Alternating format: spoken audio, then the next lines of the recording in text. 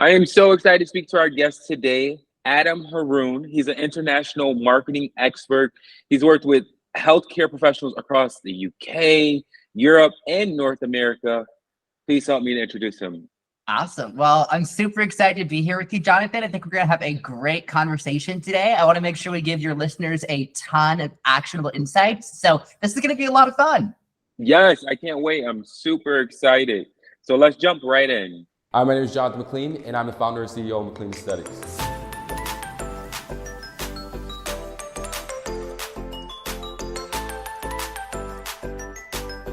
Welcome to the dark side. Let's go.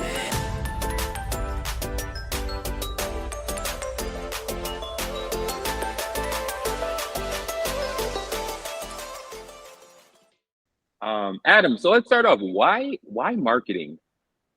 Why did I get into marketing? Yeah, why marketing? Why, out of all things, what was your passion or what drove you towards marketing? Yeah, so I mean, this is kind of what I've always done, right? So, obviously I have my degree in marketing. After school, I was working, with my first agency, which, we used to work with every kind of company under the sun, private equity firms, construction companies, law firms, you name it. And then, hey, that was hard work, right? I was looking a little bit of wear and tear on the face, right? So I actually got into this world as a patient initially, right? I was looking for my own treatments. I kind of saw how bad the marketing for most of these clinics was.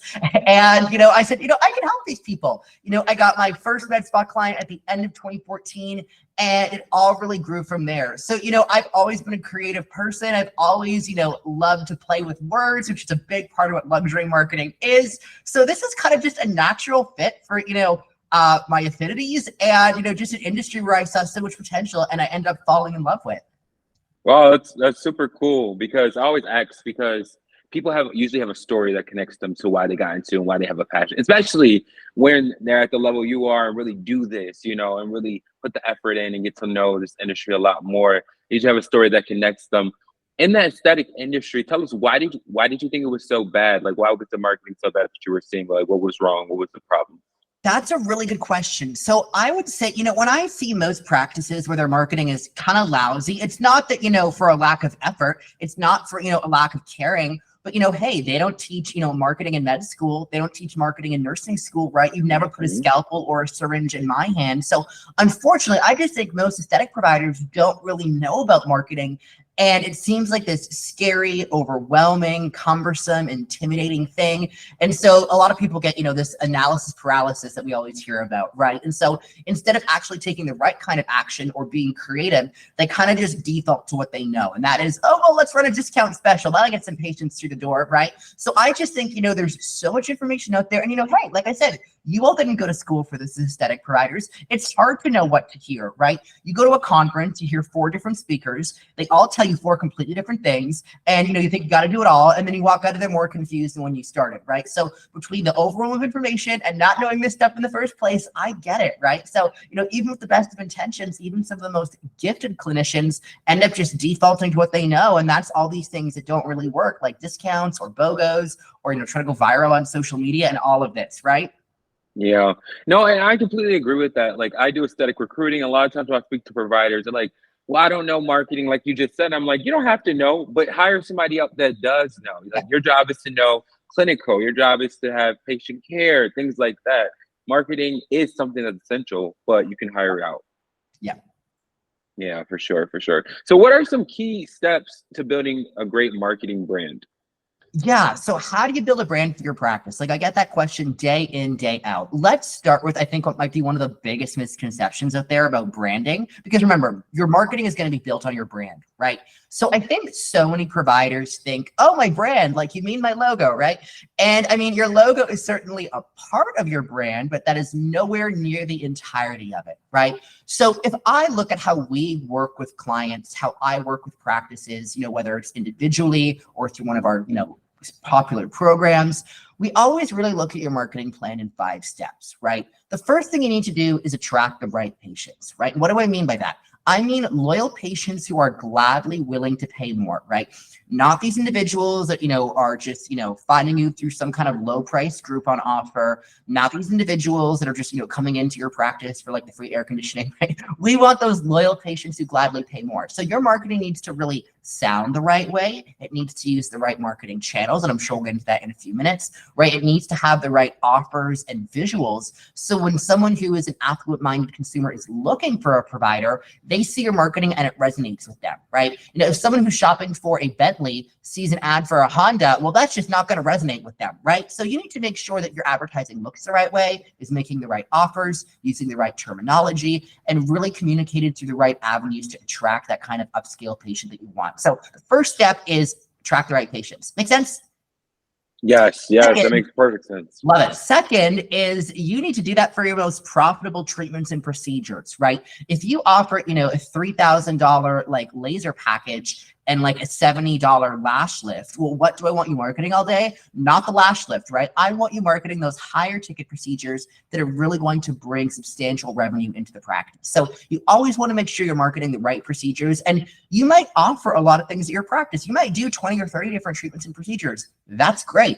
That said, you should not be giving all of those equal volume, equal attention in your marketing, because that is going to confuse the living daylights out of people, right? If they hear you marketing 30 different things, A, they're not going to know what you do. B, they're not going to know what you do well. So really finding that handful of higher ticket procedures that you want to focus your marketing on is going to be key, right? Get them in for what they want, and then you can cross and upsell them to everything that they might need to get optimal results. But don't give everything equal attention to your marketing procedure-wise. It's going to confuse people. So we've got the right patients for your most profitable treatments and procedures, and we really want to make sure we do that with a unique offer. So what do I mean by that, right? So not a BOGO, not a discount. In fact, I don't like, running holiday offers either in most cases, to be honest with you. But how do we really position and package all of your treatments in a unique way so you're not just another injector charging per unit. You're not just another med spa charging per syringe, but really finding how you can create, multimodality offerings that don't look and sound like what your competitors are doing, so you stand out. So it's attracting the right patients for your most profitable treatments and procedures with a unique offer at premium prices. And then we want to do that in a way that's going to build our loyal patient base for life, right? Facebook ads are great. Instagram is great. TikTok is great. All of these different marketing avenues are wonderful. And you need to always have a robust marketing plan that does more than one thing. However, where I really like my practices to focus on is really by leveraging patient relationships to grow your patient list predictably, right? So that could be leaning into referral programs, right? That can be taking your patient appreciation efforts to the next level. So, these upscale patients of yours can't help but talk about you to their friends, their family, their coworkers, you name it, right? So really focusing on the right marketing channels that are going to foster loyalty and lifetime patient value, right? If you're doing all this marketing and getting patients in, but they only ever see you once, it's just a revolving door, right? So really focusing on your marketing in such a way that we can build a thriving patient base for life. So if we put that all together, how do you build the right brand? How do you build the right marketing plan? We attract the right patients for your most profitable treatments and procedures with a unique offer at premium prices to build a thriving patient base for life. Does that make sense, Jonathan? Did I go into the weeds there? No, that makes perfect sense. You want to attract who you want your client base to be. What are you selling? Like you're saying. So I think everyone take those actionable steps and use them for your practice if you need them, for sure. And I'll just add really quickly, it's getting to know who your best patients are, right? And it's not just anyone with wrinkles and an Amex, by the way, right? We really want to understand, what are their lifestyle factors? Where else are they spending their disposable income? What is motivating them to get a treatment now, right? Not 6 months ago, not 6 months in the future, but today. Why are they coming in to see you that day, right? What is going on in, their lives outside of how they look and what they see in the mirror, right? Are they empty nesters who finally have the time and resources to do something for themselves? Maybe you do a lot of body procedures and you have a lot of young mothers who want to feel their most confident after childbirth, right? Whatever it is, even down to like the quotes you hear from them over and over again, and what brands of clothing they gravitate towards, what kind of cars they're driving, what hotel and leisure brands they gravitate to when they're on vacation. We want to know all of that so we can make our marketing feel and look just like what they want. And in turn, it's going to convert better and it's going to resonate with them more. Awesome. Yeah, no, I can definitely understand that. And I think that's what, like, I see so many companies in the med spa industry, it's a hot industry, so many buildings opening up, new med spas. And I think that's what really separates the ones that close down in 2 years and the ones that are there for several years, going on and on. Yep, absolutely. Hi, my name is Jonathan McLean, and I'm the founder and CEO of McLean Study. Let's go.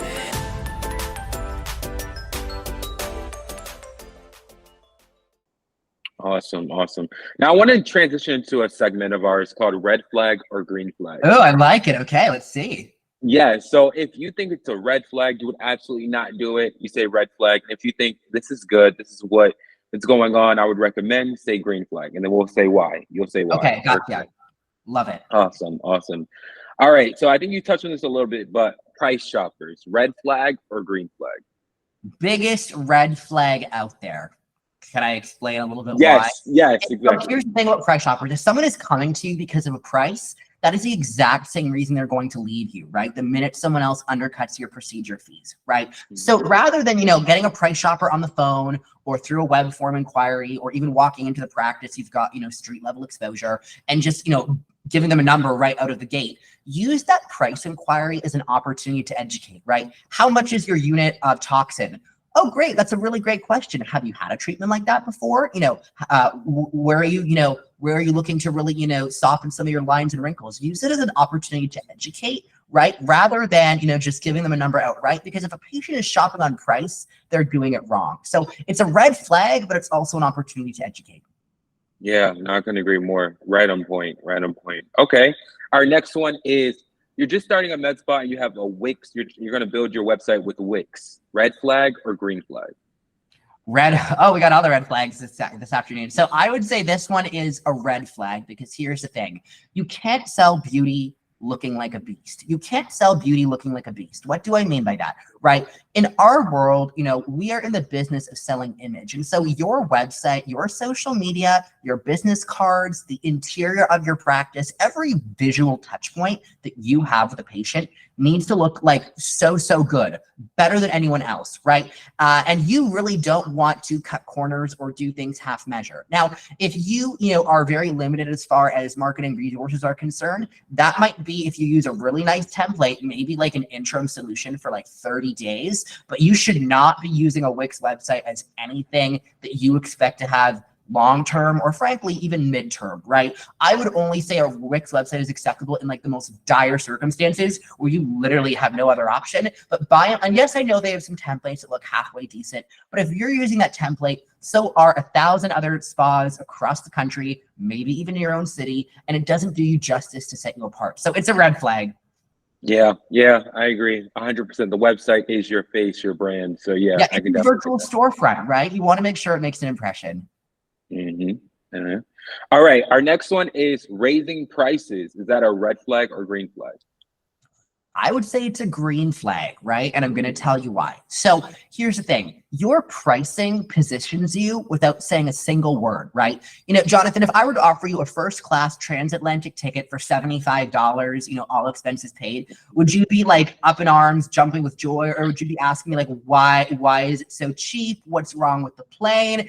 What's the catch? You know what I'm saying? So the same applies to a practice's procedure and treatment pricing, right? Raising your prices automatically elevates you and positions you in a certain way, right?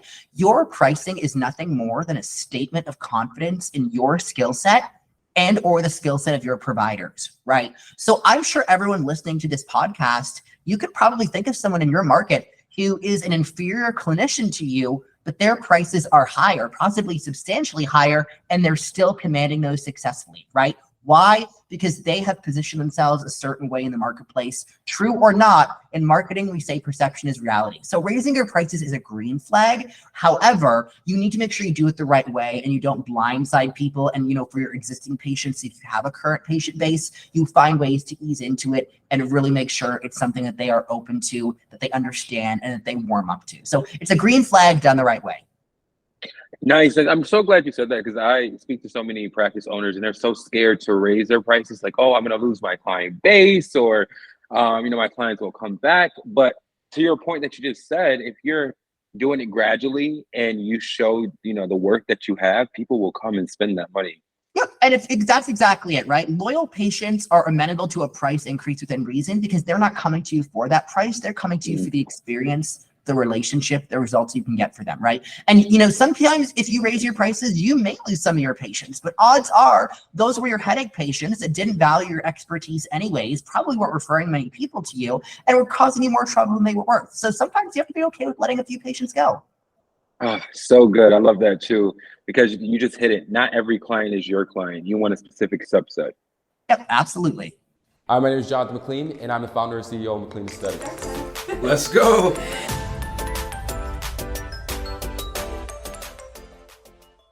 So let's transition into our next segment called the hot seat, where we ask topics. We go over topics in the industry that are hot right now. We get your opinion on them.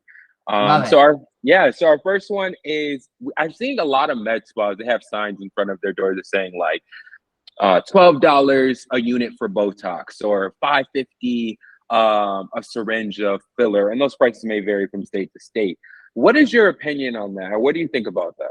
Can't stand them for a few reasons, right? First of all, like I said earlier, if someone comes to you for price, that's why they're going to leave you, right? But all of this, like, you know, sandwich board marketing outside of your doorway with some crazy offer, that is like the crash diet of marketing, okay? Will you get results? Yeah, sure, but the damage it's going to do long-term is way worse than if you never ran an offer like that in the first place, right? The other thing that says to the world is, I am no different than any other practice in this city. I'm a commodity, shop me around. That is the last thing you want, right? But that's exactly what these price-driven campaigns do. So yeah, will you get patient volume? Sure. It's going to be the wrong kind of patients. It's going to be, by its very nature, patients who don't value the unique expertise and approach you bring to the table. And it's going to discourage loyalty, because the minute, if you're doing a $7 a unit special, heaven forbid, the minute someone does $6.75 special for a unit, they're out the door. So I am not a fan at all, not even a little. I could definitely understand that for sure.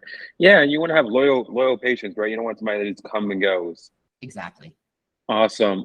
Okay, so how do you feel about, so many people have been joining the industry, right? There's so many new injectors I see, so many new business owners that are joining this space.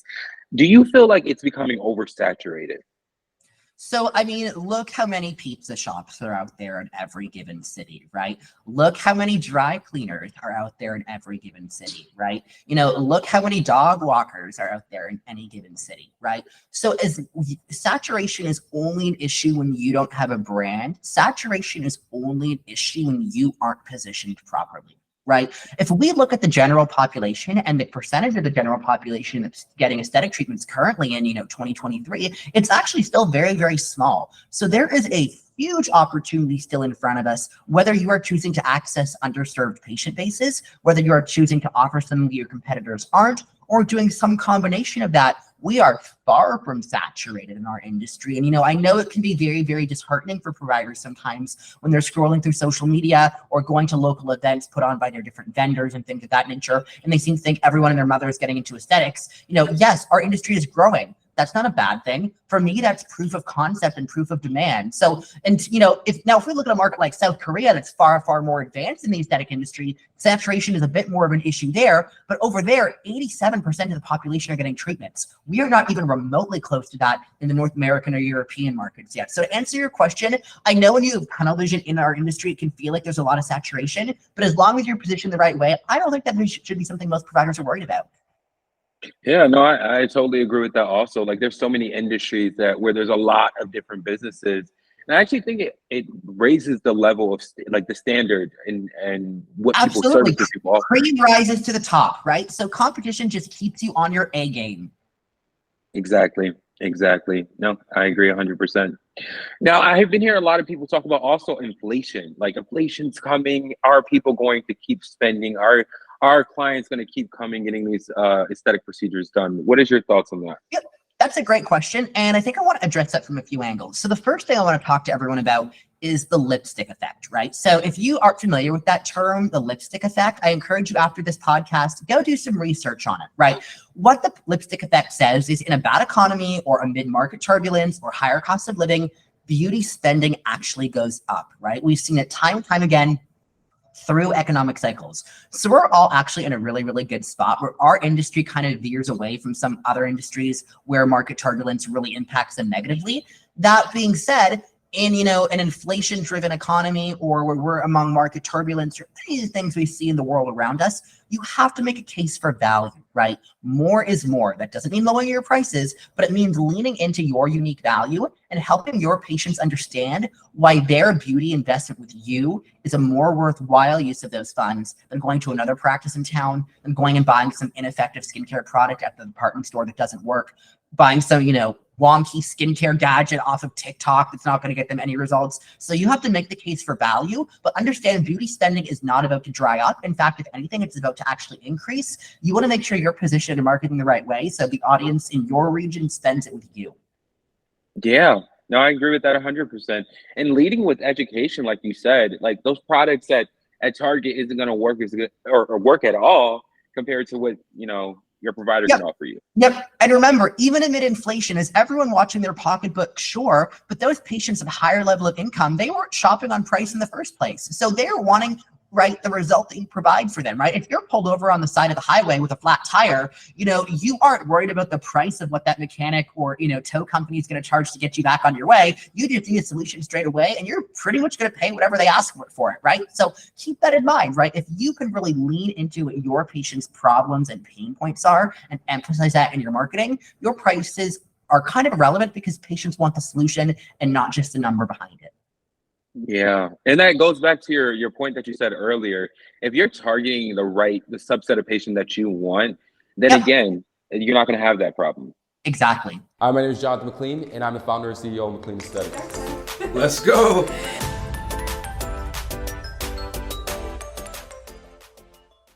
Awesome. So now we're going to transition to our last segment where we ask the expert, you being the expert, their opinion about viewers. They had questions that they told me, and I'm going to ask you and see what you have to say. Wonderful. I love it. Awesome. So Jen just started her med spa, and she has about 10K to really start with marketing. What should she do? Yeah, so that's a really, good starting point for your marketing budget. So I would look to do a few things. The first thing I would look to do is, if you've got about $10,000, if you don't have a website right now, you might not want to go and do a full-blown custom website for like $15,000, $20,000. Those are great things to do, but that might be a little bit outside of your range right now. So maybe look to find an agency, whether they specialize in the aesthetic industry or not, that's your decision to make, but who can really build you an elegant semi-custom website, right? It's based on a framework, but it's not just a template website. It's something that firm can, in an affordable way, customize to your practice. Those typically are going to run you between $5,000 and $8,000. So that's one really big marketing investment I would encourage you to make, because at the end of the day, like I said earlier, your website is your virtual storefront. Your website is where you're going to be pointing people to. It's where your social media is directing people to. So it needs to be that hub of all of your marketing efforts and really make a great first impression. So a really nice semi-custom website would be a good first step. The next place I'd look to invest that marketing is in some kind of paid channel. That could look different depending on who you're trying to attract in terms of age demographics and where in the country you're located. But it's usually going to look like either Facebook and Instagram ads or Google ads, right? Now, the great thing about Google ads, I'm not going to lie, they are often pricier than other digital formats, but those patients are usually pretty close to being ready to buy. Facebook and Instagram ads, they're great. The leads are very cost effective, but someone might not be ready to buy just yet. They might be doing their research. They might just be curious and clicking around. So understand you need to be investing in some kind of paid channel, whether that's Google, Instagram, or Facebook. That's going to depend on costs in your regional market, but you definitely want to be investing in paid advertising somewhere. I love referrals. I love client appreciation programs, but as a new practice, we need to drive patient traffic. So definitely doing some paid advertising with that budget.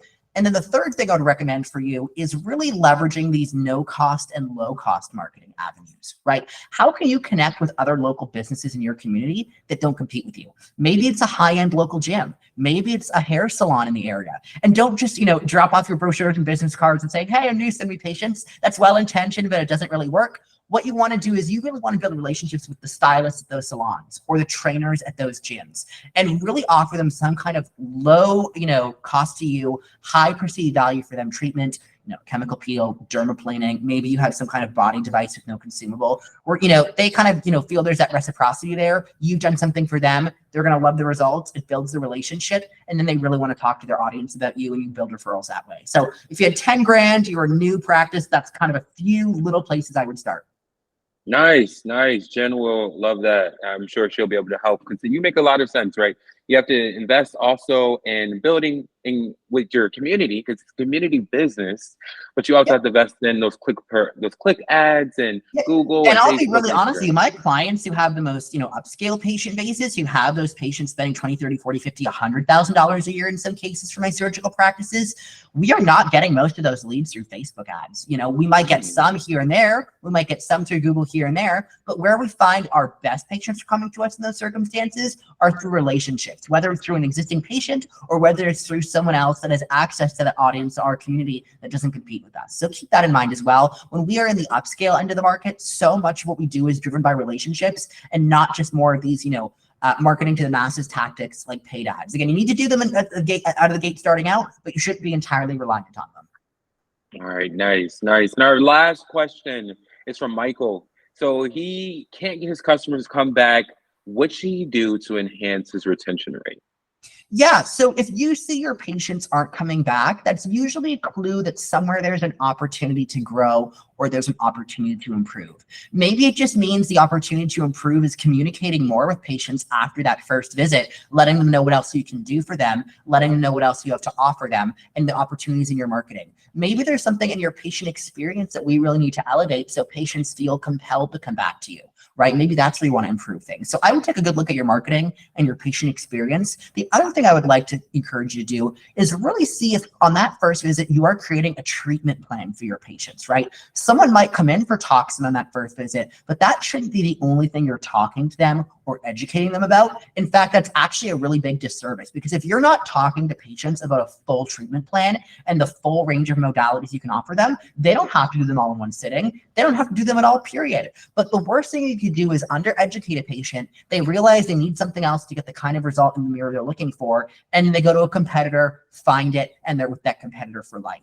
Just because you didn't talk to them about it, right? So really making sure, you not only look at your marketing and where that can improve, your patient experience and where that can maybe be improved a little bit, but then also, of course, really looking at how you're talking about treatment plans with patients and making sure they understand coming to your practice is not just a one-time deal, but it really is the beginning of a relationship where you're going to bring multiple modalities to the picture to really get patients the results they want.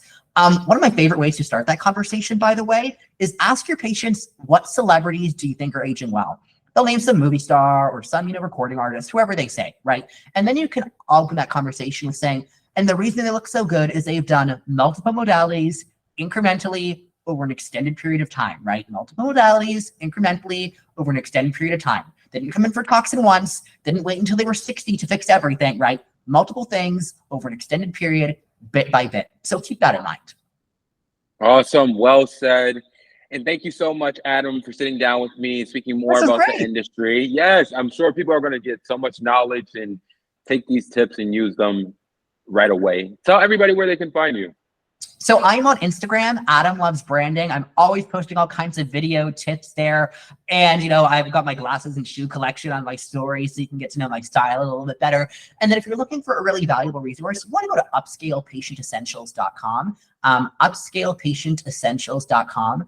That is a complimentary 5-part course where it's going to walk you through everything you need to really tweak and adapt in your practice to really begin seeing a higher caliber of patient, to really elevate yourself beyond that cycle of price competition. So definitely check that out as well.